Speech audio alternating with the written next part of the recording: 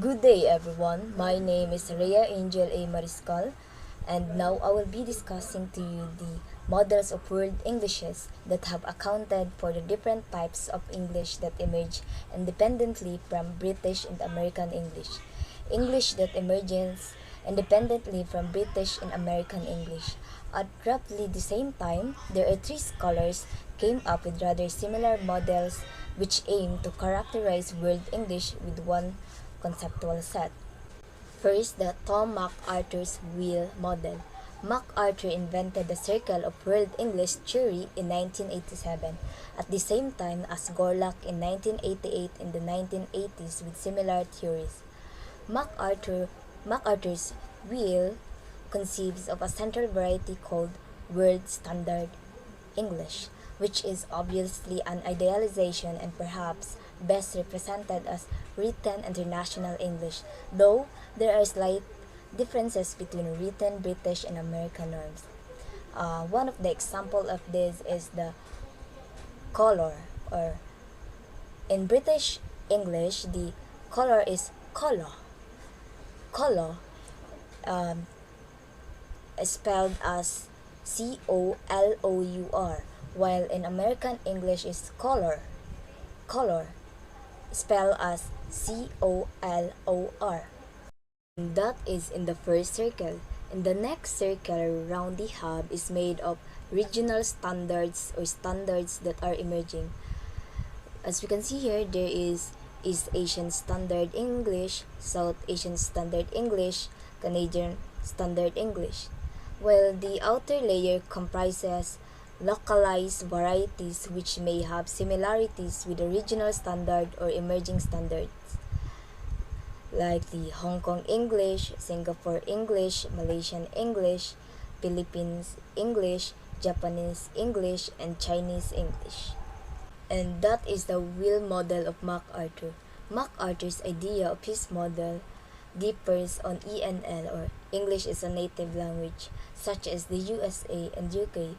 In each area, the standards of English is different. It is also part of his idea that there have always been a large group of ENL, or English as a native language, and ESL, or English as a second language, due to colonialism. One of the factors also of this is immigration.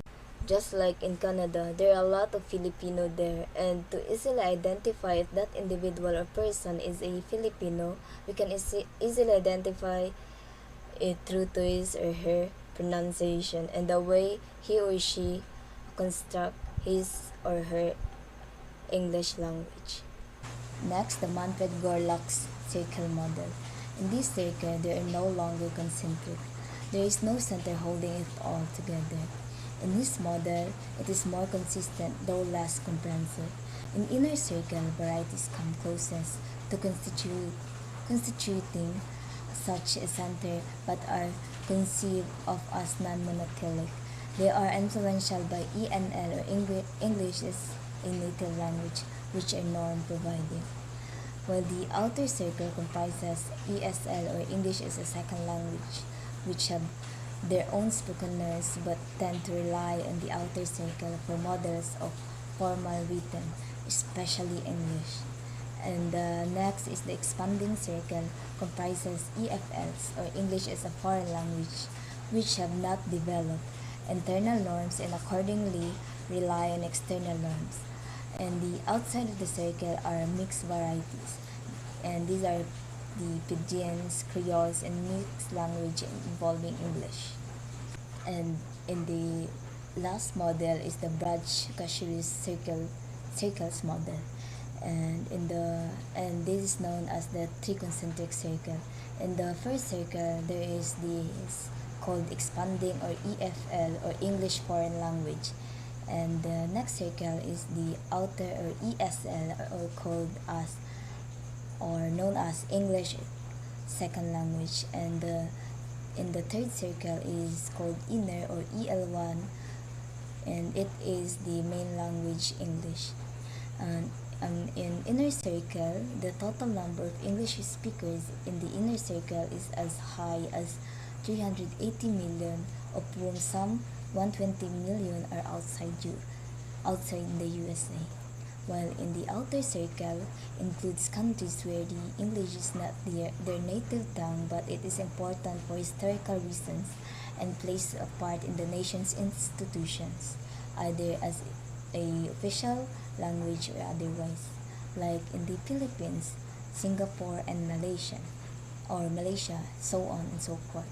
The total number of English speakers in the outer circle is estimated to range from 150 million to 300 million, while in the expanding circle encompasses those countries where English plays no historical or governmental role, but where it is nevertheless widely used as a foreign language or lingua franca, like the China, Egypt, Taiwan, Israel, and Korea, and so on and so forth.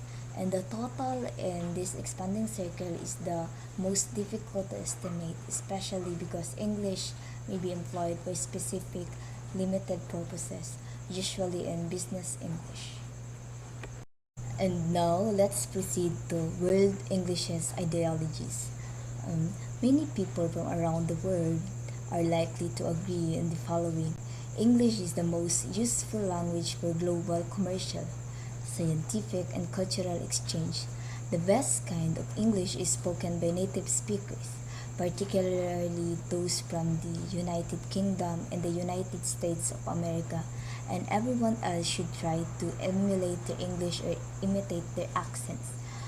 American English sounds professional and competent, while in American English sounds streetwise and cool, and in Indian English sounds nerdy and funny. Language ideologies perform social work. They are beliefs about language that represent the interests of a particular group in society.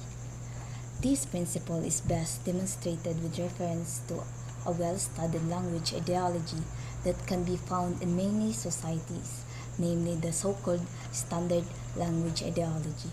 The standard language ideology refers to the belief that a particular variety, usually the variety that has its roots in the speech of the most powerful group in society, that is often based on the written language, that is highly homogeneous, and that is acquired through long years of formal education.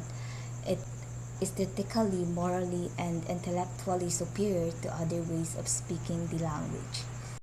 The standard language ideology can make it seem fair and equitable, both to those who benefit from it and to those who are disadvantaged by it, that speakers of that variety should occupy privileged positions in society while non-speakers should be excluded from such positions.